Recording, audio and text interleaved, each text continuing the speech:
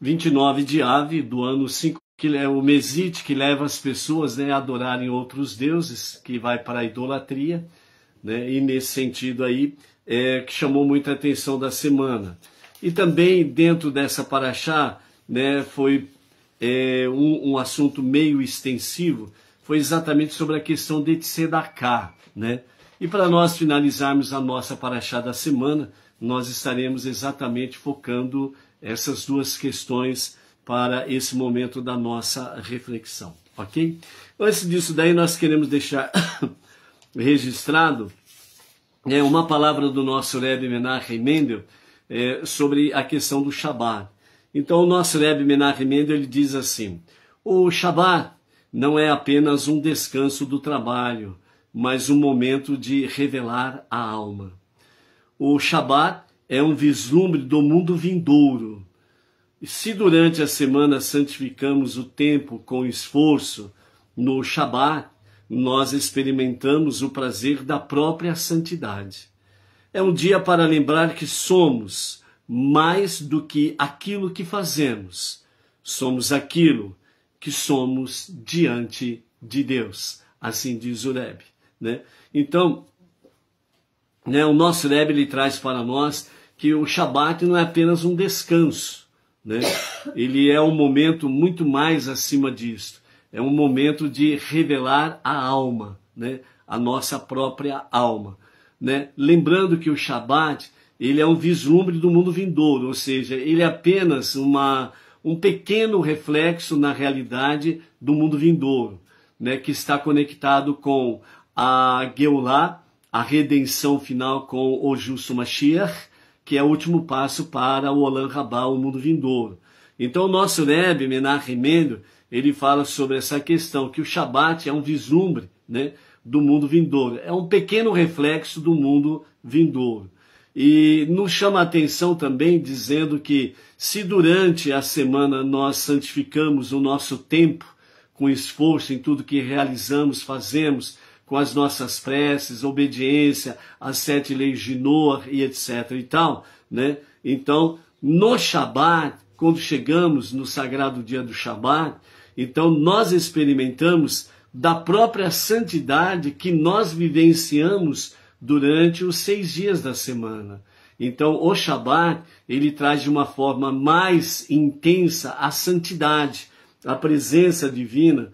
Então, nós podemos experimentar, né, o júbilo, a alegria, o prazer realmente da própria santidade no Shabat. E o detalhe, né, fundamental que traz para nós dentro desse aspecto, na visão do nosso Rebbe Menachem Mendel sobre a questão do Shabat, é exatamente que é um dia para lembrar que somos mais do que aquilo que fazemos, né? E isso nos reflete exatamente sobre os 6 dias da semana, que muitas vezes nós ficamos tão envolvidos com as questões seculares que nós esquecemos que nós somos mais do que nós estamos realizando. O que nós estamos realizando é pequeno diante da realidade do que somos. Essa é a questão. E o que somos? Então o Rebbe diz, somos aquilo que somos diante de Deus. Ou seja, diante de Hashem, nós estamos completamente desnudos.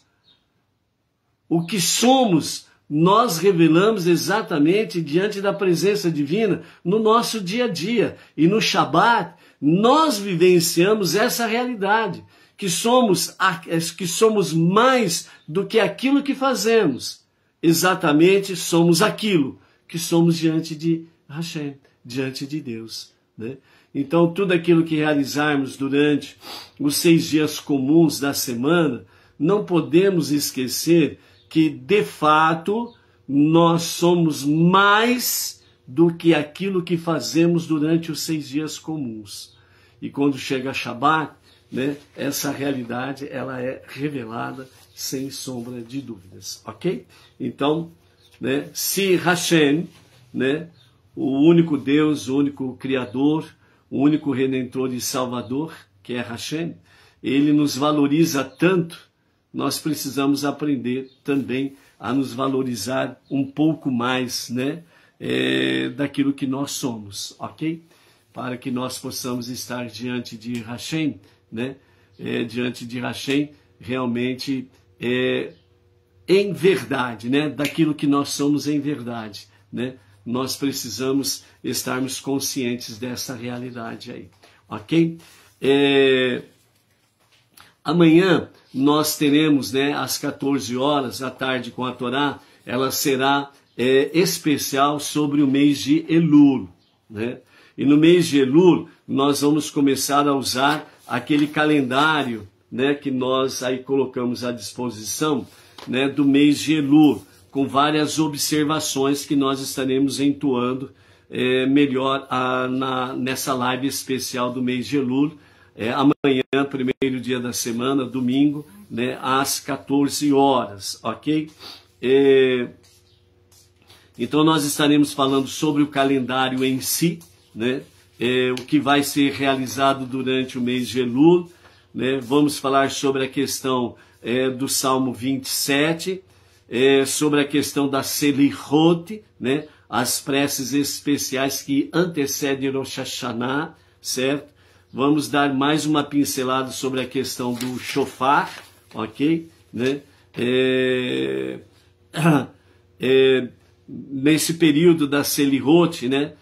Temos aí um período que é destacado pela Tzedakah, né? Para realizar Tzedakah, né? E a Tzedakah, né, resumidamente, ela fala que pela própria Torá, né, o rico e o pobre, as duas categorias têm condições de poder fazer Tzedakah. O pobre, ele não pode se fiar, né? Eu sou pobre e não posso fazer Tzedakah, né? A Tzedakah, ela é no mínimo R$1 na nossa moeda corrente, ok? É R$1, né? Para você ter uma ideia, né? Eu particularmente, né? Tem gente tem algumas pessoas que, com a graça de Hashem, de vez em quando nos faz aí alguma tzedakah pessoal, né? Eu já recebi tzedakah de 18 centavos. Então, toda a pessoa, seja pobre do jeito que for, ela tem condições de fazer tzedakah, certo? E o importante é ela fazer com kavaná, com a verdadeira intenção do coração. Se eu pudesse, dava mais. Se Hashem me capacitar com mais, eu farei mais tzedakah. Se você for sincero, ele vai multiplicar realmente a tua riqueza, ok? Depois vamos falar também sobre a questão da nossa saudação a partir do primeiro dia de Elul. Qual que é a saudação que realmente, né, é feito a partir do primeiro dia de Elul, né? Ketivá vehatimá tová, que significa que sejam escritos e selados para um ano bom, né? Pode acrescentar no final o metuká, que significa doce, né? Então seria um ano bom e doce, também pode acrescentar aí, né? E aí nós vamos falar sobre esses aspectos pertinentes ao mês de Elul. Então amanhã, com a graça de Hashem, né, a partir das 14 horas, nós estaremos fazendo uma live especial sobre o mês de Elul. Queremos deixar registrado aqui, né, o aniversário de duas pessoas, né, que está fazendo aniversário no dia de hoje, né? A Solange Silva, lá de Porto Alegre, Rio Grande do Sul, né? Ela e o marido Carlos têm sido pessoas maravilhosas na nossa vida, né? E que Hashem multiplique as bênçãos na vida deles, né? Com saúde, proteção, vigor, né? Multiplicando aí realmente a sua bondade através da tzedakah que tem realizado constantemente, bem como saúde, vigor, vida longa para o serviço a Hashem, ok?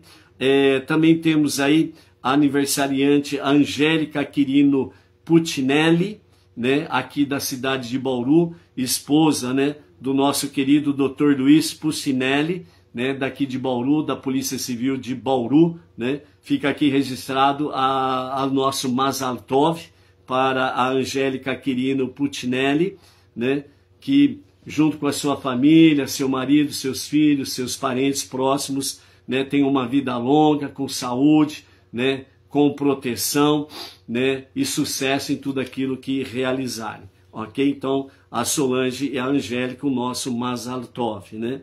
E o nosso Shabbat Shalom para as seguintes pessoas e seus familiares: o Eli Saldanha de Manaus, Amazonas, o Cristiano Salviano e família Belém do Pará, a Sara Dias, Lucélia, São Paulo, o Adriano Arcerilo e família de Nova Resende, Minas Gerais, o Newton Jacob, da cidade de Mabali, na Uganda, né?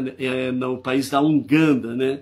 Então estamos aí presentes na Uganda também. O Carlos Henrique Guimarães, Santa Rita do Sapucaí, Minas Gerais, a Andréia Marques, não tem a sua cidade, a Maria José Rocha, de Niterói, Rio de Janeiro, o casal José Eduardo e Roseli, daqui de Bauru, a Maria Aparecida Justino Silveira, São Paulo, Elias Oliveira Fernandes, não tem a sua cidade, a Vanilda Martins e o marido Rogério de Souza, Goiânia, Goiás, a Silvana Peixoto, a nossa prima aqui em Garça, próximo de Bauru, e família, a Silva Beckman e família, Belém do Pará, e também Marcelo Brizolari, que atualmente está residindo na cidade de Tel Aviv, lá em Israel, né? Então, a Marcelo Brizolari e família, fica aqui também o nosso Shabbat Shalom, ok? Baruch Hashem. Ainda não recuperamos direito aí da nossa resfriadinho, né? Então, os amados dão licença aí.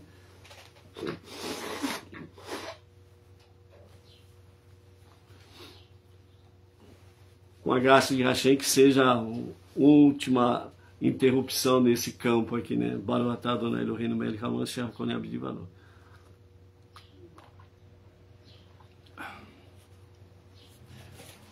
Então, vamos para o nosso encerramento da nossa paraxá da semana, né? Que é veja, né? Então, a nossa paraxá, né? Ela é a 47ª do ciclo, é a 4ª dentro do livro Devarim. Nós estaremos completando hoje 126 versículos da paraxá, né? E num total de 5.336, né? Versículos estudados até aqui. Estamos no capítulo 11, a partir do verso 26, e vamos até o capítulo 16, verso 17, né? Da nossa paraxá da semana.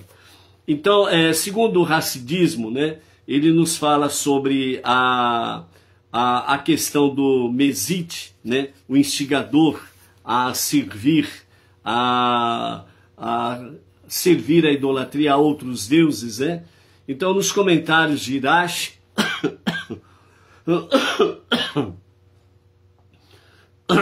nessa passagem do capítulo 13 aí, entre os versos 6 a 12, aquele que incita em segredo alguém a servir a outros deuses, ele é conhecido como Mesite, né?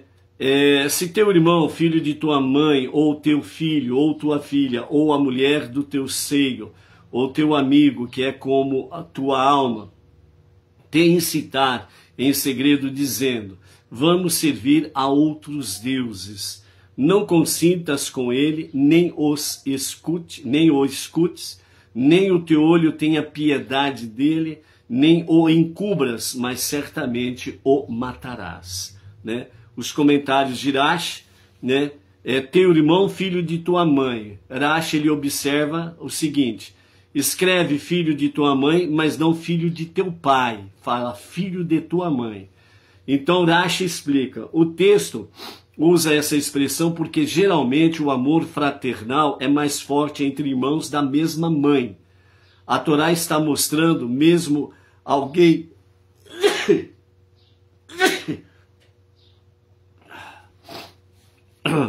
A Torá está mostrando mesmo alguém com vínculo afetivo fortíssimo, sem citar a idolatria, não se deve ter compaixão. quando diz amigo que é como tua alma, Rashi ele diz, isso se refere ao companheiro ou mestre estimado. Ou seja, a Torá cita todas as relações mais íntimas e queridas para ensinar que, mesmo que seja a pessoa mais próxima e amada, a lei contra o mesite, né, o instigador, a idolatria, a lei prevalece, ela continua forte e firme, não tenha piedade.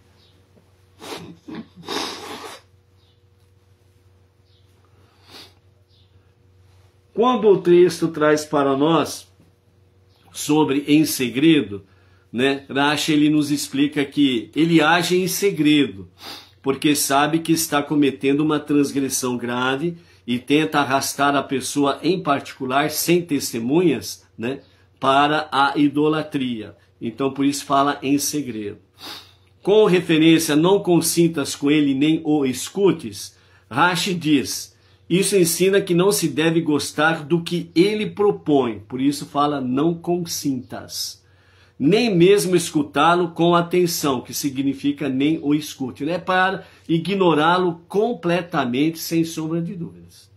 Certo? Quando ele diz, nem o teu olho tenha piedade dele, Rashi explica que significa, não penses em ter compaixão dele por ser parente ou amigo íntimo. Sobre a expressão nem o encubras, não deves encobrir o que ele disse, mesmo que seja próximo. Pelo contrário, é obrigação denunciá-lo, né? E quanto à expressão, mas certamente o matarás, né? Rashi diz, a Torá dá a ordem de aplicar a pena capital. A mão de quem foi incitado deve ser a primeira contra ele para matá-lo. Isso é uma medida pedagógica. Aquele que quase caiu na armadilha deve ser o primeiro a cumprir a sentença, mostrando que rejeita totalmente a idolatria. Em resumo, Rashi mostra que a Torá foi nomeando parentes e amigos cada vez mais próximos para enfatizar que nenhum laço afetivo pode justificar, encobrir ou ter piedade de quem incita à idolatria. O dever é rejeitar, denunciar e até mesmo participar ativamente do julgamento e da punição. Então, nesse sentido aqui, amados, era o que era para ser aplicado enquanto o templo existia. Ok? Então, enquanto o templo existia, né, o judeu que incitava outro judeu à idolatria, ele era levado a julgamento e a pena era a pena capital, a pena de morte, ok? Devido à gravidade da idolatria, ok? Um outro aspecto da idolatria, para chamar a nossa atenção, porque aí você pode dizer assim, ó, peraí, a gente não tem o templo, então não tem como levar o fulano ao juízo. Somos Beneinor, também não temos um tribunal Beneinor para levar a juízo, etc. e tal. Mas a morte pelos céus é uma realidade, que significa nós não escapamos do julgamento divino. Entendeu? Nós não escapamos do julgamento divino. Essa que é uma realidade, certo? Mas há um outro tipo de idolatria também que você pode estar cometendo no seu dia a dia e você não está nem percebendo por falta de instrução, por falta de conhecimento, por falta de alguém realmente abrir os seus olhos, né? Por falta de alguém abrir o seu entendimento, né? Para levá-lo realmente a não cometer a idolatria. Ou seja, é uma coisa bem simples que normalmente, né, o Beneinor pode estar realmente fazendo, transgredindo, sem se perceber disto, da gravidade do fato, ok? Chama-se tefilá, ou seja, prece, oração. Como que eu cometo o pecado de idolatria com relação a tefilá? A resposta também é bem simples. chama-se omissão. Ou seja, quando nós deixamos de fazer as nossas preces diárias, eu estou dizendo, ou está subentendido, ou é uma mensagem subliminar.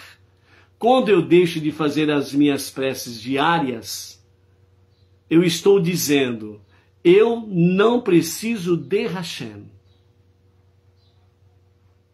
Mesmo que você não vá para a idolatria literalmente falando, mas você comete o pecado de idolatria, porque na sua omissão das suas preces diárias, você está dando uma mensagem subliminar dizendo, eu não preciso de Deus, eu não preciso de Hashem, eu sou autossuficiente.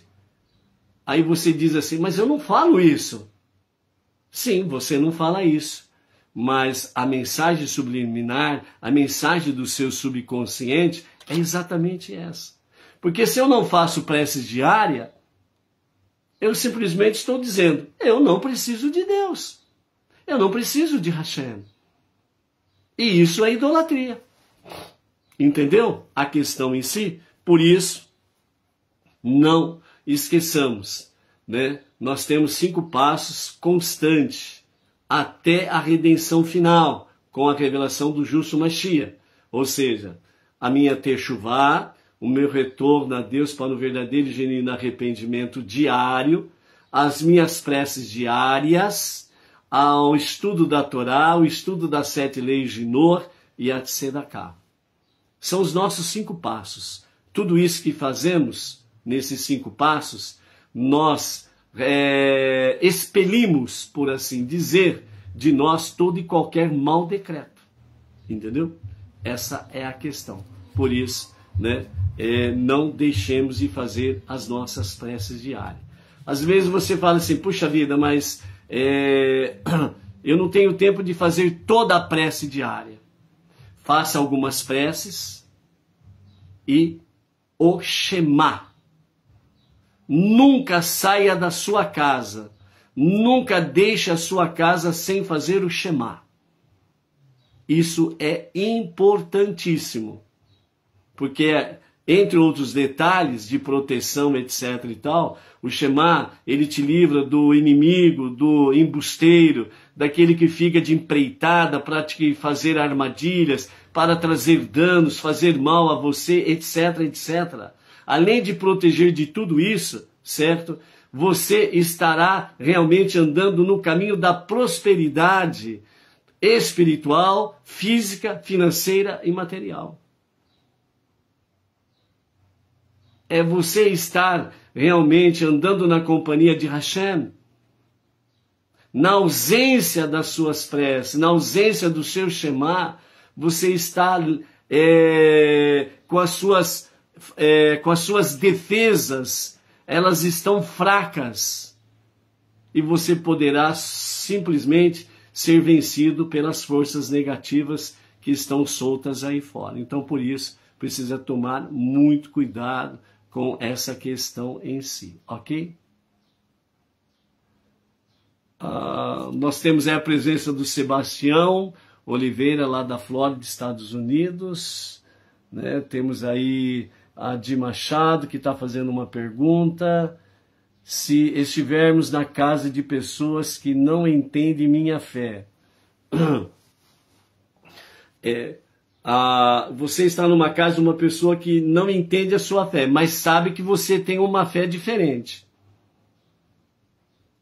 Então, se você está numa casa que são de pessoas diferentes à sua fé, automaticamente, provavelmente você estará dormindo num quarto separado dos demais. Então, na hora que você levanta, né, na hora que você acorda, faz o Modéani, né, levanta, faz a sua higienização pessoal, certo? Faz a ablução e não vai ter tempo para fazer mais nada. Faça o Shema no seu quarto, antes de você sair do seu quarto para conviver com as demais pessoas daquela casa. Ponto final. Entendeu? Tranquilo. Né?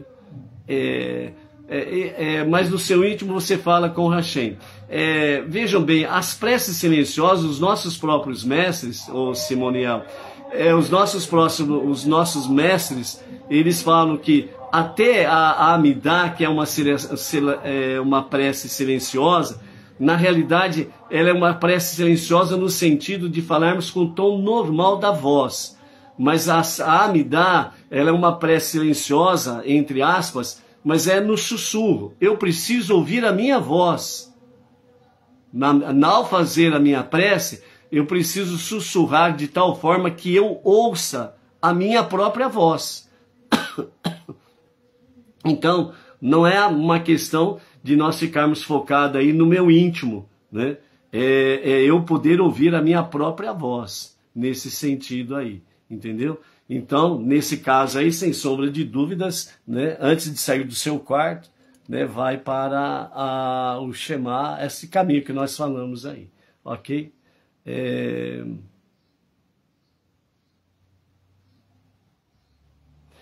Na emergência, vamos assim dizer, né, só a primeira estrofe do Shema, tudo bem, né? Você está fazendo a primeira parte do Shema, a primeira estrofe do Shema é válida da mesma forma, ok? Mas é essencial que nós façamos o Shema completo, né? É importante fazermos o Shema completo. Se realmente a urgência não dá tempo de fazer o Shema completo, pelo menos a primeira estrofe fazer o Shema, que fica sendo válido da mesma forma, ok? Baruch Hashem. Vamos em frente aí, né? O Simoniel Delmiro e a Di Machado, né? Acho que conseguimos aí responder um pouquinho aí, né? A questão em si, né? A Vânia Ivonete Maria da Silva, né? Por aí. Quem mais? A Raquel Reis, né? Também por aí, né? De Araraquara. O Ivan Lisboa, né? Que foi o primeiro a entrar na live hoje, lá de Belém do Pará, Baruch Hashem. A Edith Monteiro, né? Emissária lá de Lisboa, Portugal, também se fazendo presente aí, Baruch Hashem. Ok? Vamos lá. Então, o Mesite, né? É o instigador, né, para instigar outras pessoas a servir a outros deuses, ok? Então, numa forma comparativa,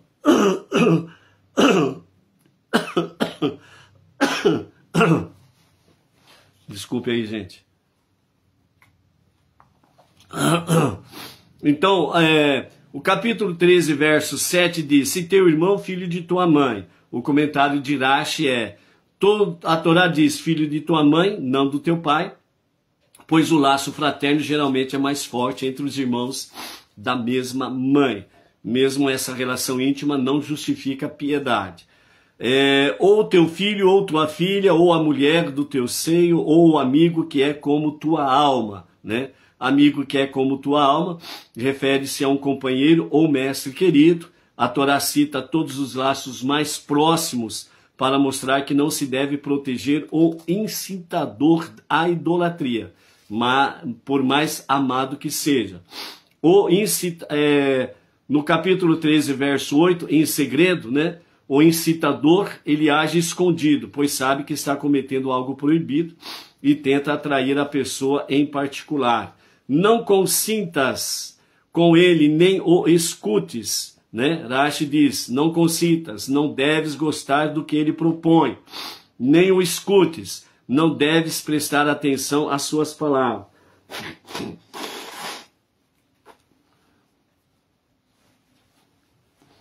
Gente, eu sei que é feio, às vezes parece até sem educação, mas não tem jeito, desculpa aí. Né? Não consinto com ele, nem o escutes, né? Tem outro tipo de idolatria que muitas vezes é provocado pela própria pessoa, certo? As pessoas que procuram causar divisões no meio dos irmãos. Aqueles que provocam uma separação, uma divisão entre os irmãos, ele pode estar provocando uma idolatria nessa questão aí, né? Precisa tomar muito cuidado com isso daí, né? É que nem certos segmentos religiosos, idólatras que nós temos por aí. As pessoas brigam entre si, né? Uma parte sai, aí vai e abre lá uma outra porta de um segmento religioso.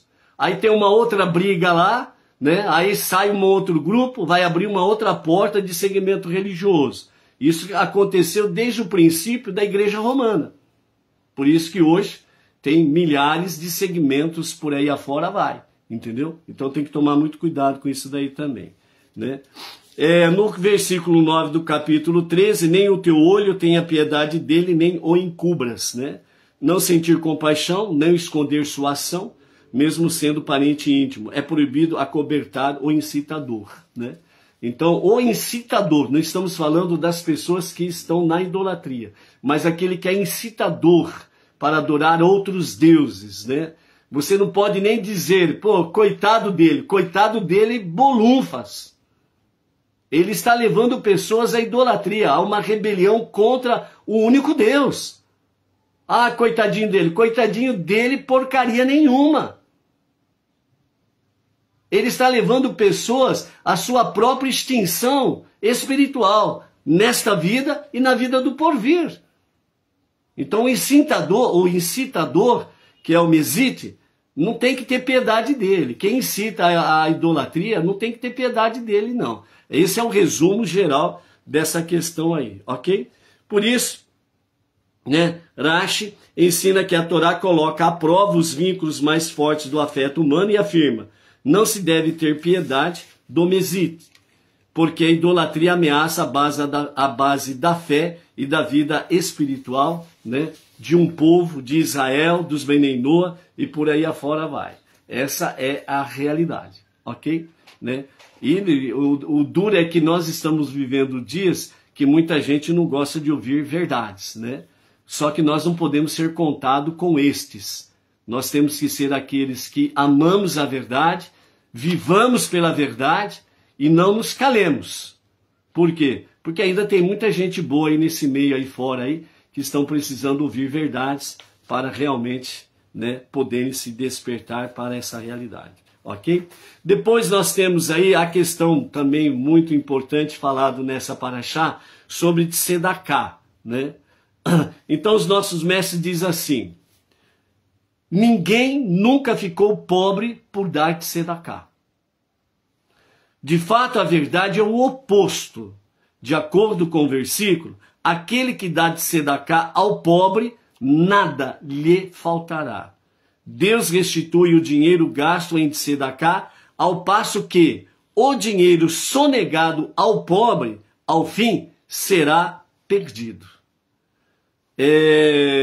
Como Deus recompensa quem doa grandes quantias para Tzedaká, então aqui nós temos uma história racídica, que nos fala a respeito do Rabi Eleazar, e o Rabi Yehoshua e o Rabi Akiva, né? Eles percorriam o país a fim de coletar uma vasta soma para sustentar os estudiosos da Torá carentes na Yeshivá. Eles chegaram aos arredores de Antioquia, lar de Abba Yudan, o famoso magnata e filantropo que ali vivia. Quando Abba Yudan viu os sábios se aproximando, empalideceu de vergonha e pesar, pois ele havia perdido todo o seu dinheiro e não poderia ajudá-los. Sua esposa ficou chocada ao ver a sua aparência, a sua expressão facial, tão drasticamente demonstrada pela sua indignação. Então ela indagou-lhe e trouxe-lhe a razão. Os sábios estão visitando nossa vizinhança, ele respondeu, e não tenho posses para fazer-lhes um donativo.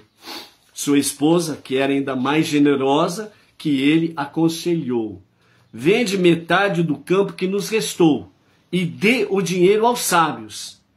Este era um ato de bondade que não é requerida pela própria lei da Torá e lei de Tzedaká. Ao receberem seu presente, ou seja, né, ele realmente, né, Abba Yudan, ele ouviu a sua esposa, né, ouviu uma esposa sábia, é se tornar sábio também. Ele ouviu a sua esposa, foi, vendeu metade do campo, e ele pegou todo o dinheiro que vendeu a metade do seu campo e deu aos sábios. Ele não ficou com nenhum centavo. Ele deu tudo. Ao receberem seu presente, os sábios, quem eram os sábios? Vamos repetir o nome deles.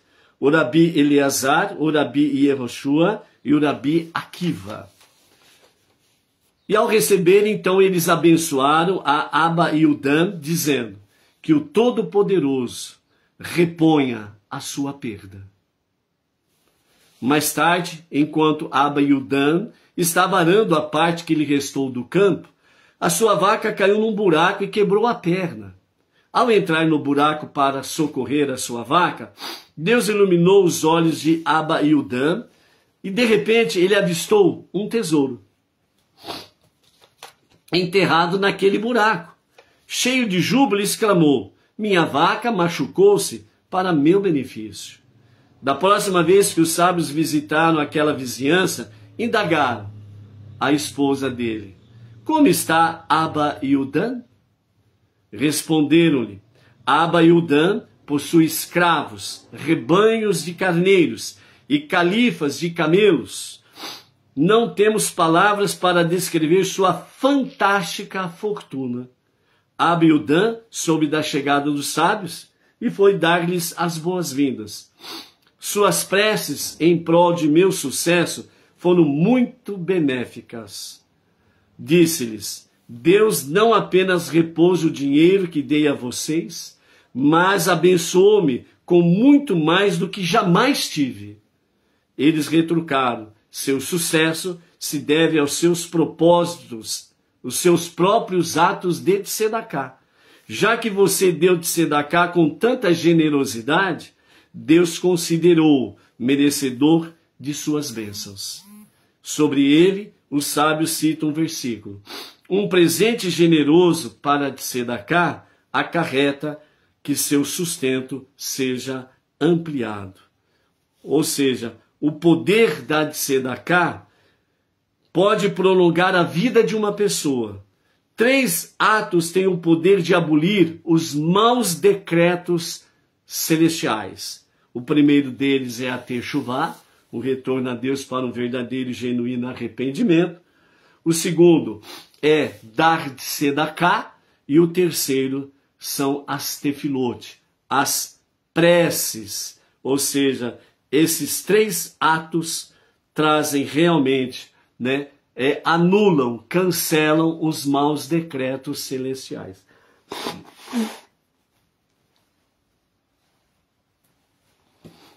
Ou seja, amados, tem muita gente por aí pagando curso para conhecimento judaico para ficar rico. Tá aqui, ó, de graça. Tá aqui. Quer ficar rico? Tá aqui, ó, o caminho é esse. 3 passos, certo? Nesses 3 passos, techuvá, dar de tzedaká e fazer as preces diárias. Quer ficar rico? Tá aí, de graça. É só fazer, é só praticar. Quer assinar um atestado de burrice? Pague um curso para ficar rico. Será que vai ficar rico? Os ensinamentos racídicos nos falam sobre a qualidade única da tzedaká, dizendo: ao dar tzedaká, a mente e o coração da pessoa se refinam 1000 vezes, segundo a Torá Or, Bereshit 1b. Olha só o poder da tzedaká. A mente e o coração da pessoa se refinam 1000 vezes, diz os nossos sábios na Torá Or, Bereshit 1b. Os nossos sábios louvaram a grandeza da tzedaká consideravelmente, comparando-a a todas as mitzvot da Torá juntas, segundo Baba Batra 9a. Juntando todas as mitzvot, um ato com kavaná, com verdadeira intenção do coração, generosidade, intenção de bondade, um ato equivale todas as mitzvot.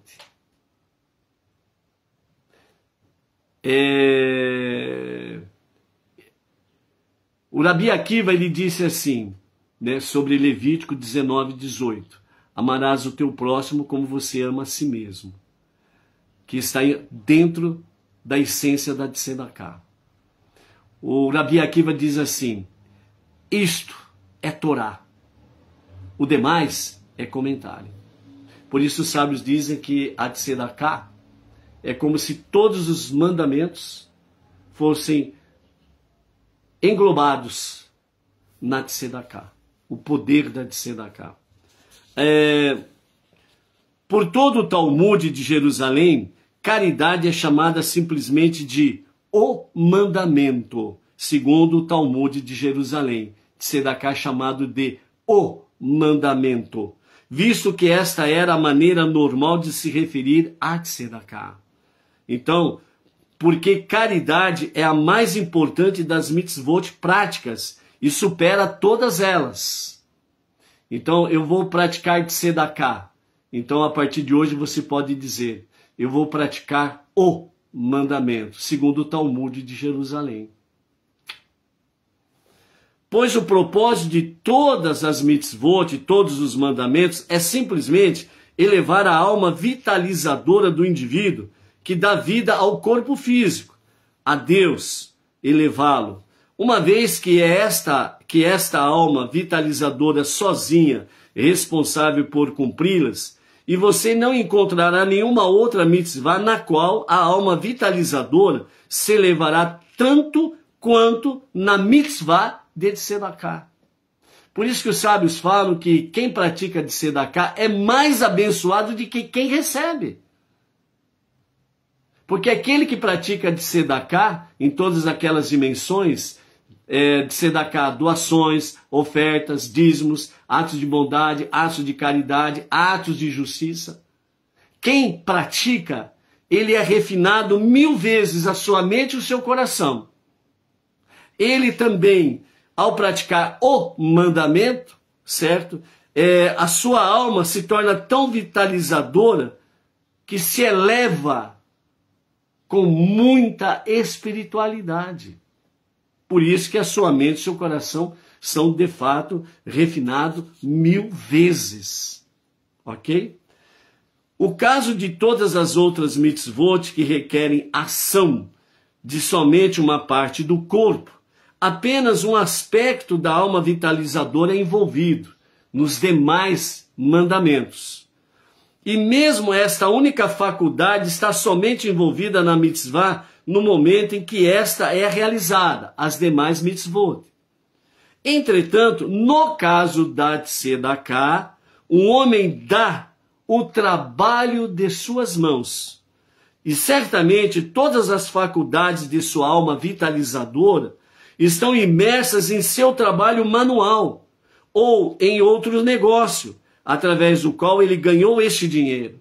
Ou seja, nessa questão aqui, né, a pessoa, ele envolve todo o seu corpo, todo o seu ser, o seu corpo físico e a sua alma no ganho do seu dinheiro. E quando ele pratica a Tzedakah, ele está envolvendo todo o seu ser, toda a sua alma e todo o seu corpo. Todas as suas ações, ela envolve, na Tzedakah, ela envolve todo o seu corpo com as suas dimensões e toda a sua alma com toda a sua dimensão. Então, por isso, a Tzedakah é o único mandamento que faz com que a pessoa se envolva completamente. Por quê? Porque ela labuta para ganhar o seu dinheiro, ela dá o seu suor para ganhar o seu dinheiro, ela envolve a sua alma no ganho do seu trabalho do dia a dia, porque ela faz as suas preces, pede a bênção para Hashem, para poder realmente multiplicar o seu ganho, o seu soldo. Então ele está envolvido com todo o seu ser, tanto no campo espiritual como no campo físico. Ele se envolve plenamente, completamente. E quando ele está de Tzedakah, esse é o mesmo envolvimento de toda a sua alma e de todo o seu corpo. Por isso que a sua mente e o seu coração são refinados 1000 vezes. Por isso que realmente, nesse sentido, a elevação sua espiritual é muito forte e muito real. Ok? Simoniel Delmiro, pode-se fazer de Tzedakah no Shabat? O Benei Noach pode, o judeu não. Mas o Benei Noach pode. Segundo os sábios dizem que os Benei Noach, eles podem fazer aquilo que é proibido para judeu, ele pode fazer no Shabat, porque ele, o Benei Noach, ele faz, junto com Deus, ele faz com que o mundo continue existindo. Entendeu? Então, sim, pode fazer, como também o Benei Noach, ele pode acender fogo no dia de Shabat, normalmente, ok? E mesmo aquele que não ganha a vida de seu trabalho, poderia ter usado este dinheiro para ele, que ele deu para Tzedakah, para comprar coisas necessárias para a sua alma vitalizadora. Assim, ao dar Tzedakah, ele está, de fato, dando a vida de sua alma para Deus. Às vezes, né, temos expressões aí, quem faz de Tzedakah ao pobre, ao necessitado, né, ao destituído, etc. e tal, ele empresta a Deus, né? Existe essa expressão aí também, né? Ou seja, dentro desse contexto, realmente quem faz de Tzedakah, ele está dando a sua vida, né, a vida de sua alma para Deus. Porque a parte mais elevada nossa é a nossa alma. Porque o corpo vai voltar para o pó. Então, a nossa alma, a nossa vida é a nossa alma. Essa é a realidade. Então, aquele que o faz, ele está dando a vida da sua alma para Deus. Ele está se elevando a Hashem. Ele está realmente fazendo com que este ato seja, de fato, entre aspas, um sacrifício vivo, agradável a Deus. Certo? Essa é a realidade. E todo detalhe, amado, todo aquele que recebe de Tzedakah, ele precisa fazer de Tzedakah. E não é só vem aqui, ó. Não é só a mim, não. Você recebeu de Tzedakah, você também precisa fazer de Tzedakah. Para que você possa se elevar também. Assim como aquele que deu de Tzedakah a você, né? Acontece tudo isso na vida dele, né? A elevação espiritual, a multiplicação de bens financeiros e materiais para que possa continuar fazendo de Tzedakah, você também precisa fazer de Tzedakah para que você possa ter também as mesmas bênçãos. Até chegar ao ponto de você não precisar de receber de Tzedakah de ninguém e você poder continuar praticando de Tzedakah. Entendeu? Assim é a questão, ok? Portanto, nossos sábios disseram que de Tzedakah aproxima a redenção final, segundo Baba Batra, né, em 10a. Né? Então, todo ato de Tzedakah está acelerando, aproximando mais e mais a redenção final com a revelação do justo Mashiach. Pois um ato de caridade eleva grande parte da alma vitalizadora, o doador. A elevação de tantas de suas faculdades e características não seria alcançada através da observância de até mesmo inúmeros mandamentos. Então, a Tzedakah, ela é, de fato, vamos dizer assim, ela é como um imã. Ela atrai para si todos os demais mandamentos. Não é que você vai ser negligente com os outros mandamentos, obviamente que não. Mas atrai sobre si todos os demais mandamentos. Então, os demais mandamentos, você vai praticá-lo com leveza, de forma sublime, de forma em que você sinta júbilo em praticar os demais mandamentos com muito mais facilidade. Não como um peso, mas sim com, de fato, né, com a leveza de amar a Hashem e amar fazer a sua vontade. Então você vai fazê-lo de forma mais leve, né? Porque você está elevando-se às regiões celestiais, ok? Então, é nesse aspecto aqui. No capítulo 13, no capítulo 15, melhor dizendo, no finalzinho do versículo 18, né, está escrito: o Eterno, seu Deus, abençoará você em tudo que você fizer, né? Aqui, dentro do texto em si, está falando sobre o momento em que é colocado em liberdade o escravo. Só que no momento que é para colocar o escravo em liberdade, né, entre aspas, né, o patrão, o senhor, ele não pode dispensar o escravo de mãos vazias. Ele precisa dar presentes para o escravo. Não somente presentes materiais, etc. e tal, mas presentes em dinheiro.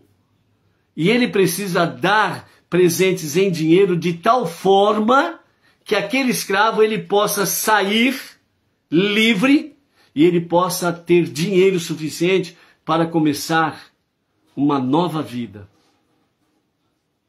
Com base, com alicerce, sem medo, porque ele está saindo com muitos presentes e também com um bom dinheiro para começar um negócio pessoal particular. Ou seja, abrindo um parênteses aqui, ok? Quando você vê a questão de escravo na Torá, você entendeu? Numa linguagem chula até, né, para entendermos. A pior coisa que tem para um homem rico é realmente adquirir para si escravos dentro da lei da Torá. Por quê? Porque o que a sua família come, o escravo e a sua família têm que comer também, de acordo com a Torá. O que a família do patrão veste, ele tem de dar de vestimenta para o escravo. Se a família dorme numa linguagem mais moderna, num colchão bom, confortável, ele tem que dar o mesmo tipo de colchão para o escravo e a sua família. Então, o que a sua família do patrão come, bebe, veste, ele tem que dar a mesma coisa para o escravo e a sua família. E o judeu, senhor do escravo, se ele descansa, se ele guarda o Shabat e descansa no Shabat, o escravo também tem que descansar no Shabat. Não pode trabalhar para ele. Entendeu? E quando chega o tempo de dar liberdade ao escravo, é isso que acontece aqui do capítulo 15. Ele tem que dispensar o escravo com muitos presentes e muito dinheiro, para ele poder começar um negócio novo, para poder sustentá-lo e sustentar a sua família. Entre aspas, é vantagem ter um escravo? Pense nisso, entendeu? Então, essa é a questão. Então, dentro desse escopo, né, quando se dá ao escravo a liberdade, ele tem que dispensar o escravo dessa forma. E aí, no final, Moshe está dizendo ao povo, né? O Eterno, seu Deus, abençoará você em tudo que você fizer. Ou seja, obedeça à vontade divina e ele te abençoará em tudo que você fizer. Vai dar prosperidade.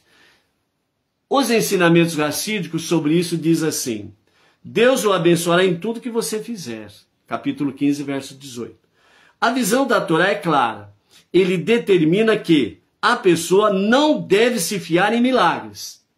Ela não deve ficar ali confiando em milagres. Segundo o Talmud de Jerusalém, Eomá 1:4. Mas, ao mesmo tempo, ela requer que cada judeu tenha a fé completa de que Deus age através da natureza e também acima da natureza. Este também é o significado simples do versículo. E o Eterno, seu Deus, abençoará você em tudo que você fizer. Isto é preciso agir e não depender de milagres. Ainda assim, a bênção vem definitivamente de Deus. Ou seja, eu não posso ficar de braços cruzados esperando um milagre cair do céu. Se você ficar de braços cruzados, você vai ficar pele e osso, e depois vai virar uma caveira somente de ossos com braços cruzados. Porque não vai vir um milagre não, para te salvar. É preciso agir. Ou seja, fazer a vontade de Hashem. Confiança, bitaron, plenamente, que a providência, ela é somente divina. Ela somente vem de Hashem.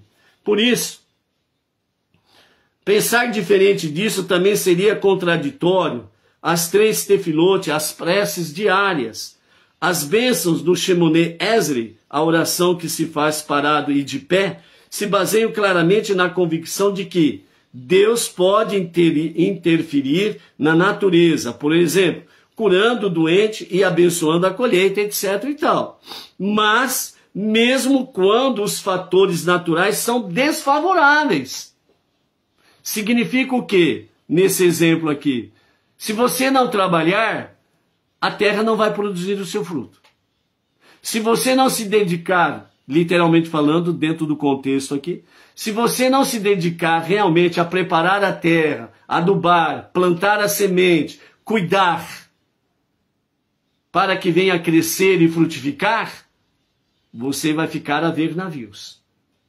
Agora, se há tempestade, neve, aquelas coisas todas, então as questões são desfavoráveis naturalmente, ou seja, pela natureza, aí você precisa do milagre de Deus. Mas só que você fez a sua parte. Você trabalhou. Você preparou a terra, você pôs a semente, você adubou. Você fez a sua parte. Mas aí veio as questões adversas da natureza.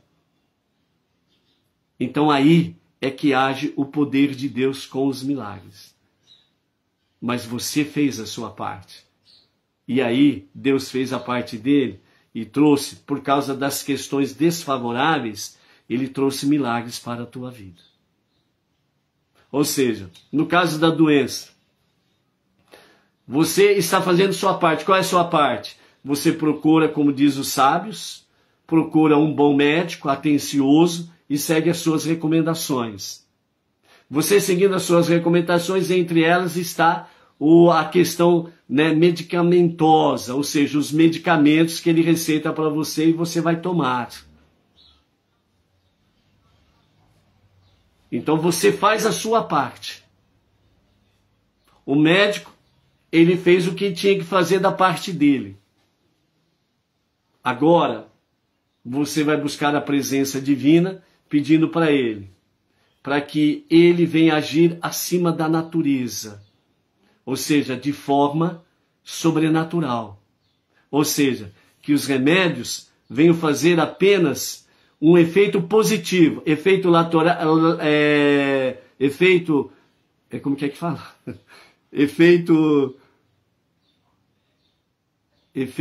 colateral, isso. Efeito colateral. Então, o efeito colateral, você pede, Senhor, não deixe acontecer o efeito colateral. Aí Deus vai trabalhar acima da natureza, fazendo um milagre, para que o efeito colateral não venha prejudicar seus rins, seu fígado, seu estômago, etc, etc, etc. Mas você está fazendo a sua parte. E aí você clama a Deus para que não venha efeitos colaterais. E aí Deus age com milagres. Mas você fez a sua parte, você não ficou de braços cruzados, esperando, entre aspas, o milagre acontecer, a cura vir de forma sobrenatural, sem você fazer nada. Maimônides, um grande comentarista da Torá, ele fala, um grande sábio do povo judeu, ele era médico. Entendeu? Então é isso que ele está nos falando aqui, os ensinamentos racídicos, com referência, o eterno seu Deus abençoará você em tudo que você fizer. Ok?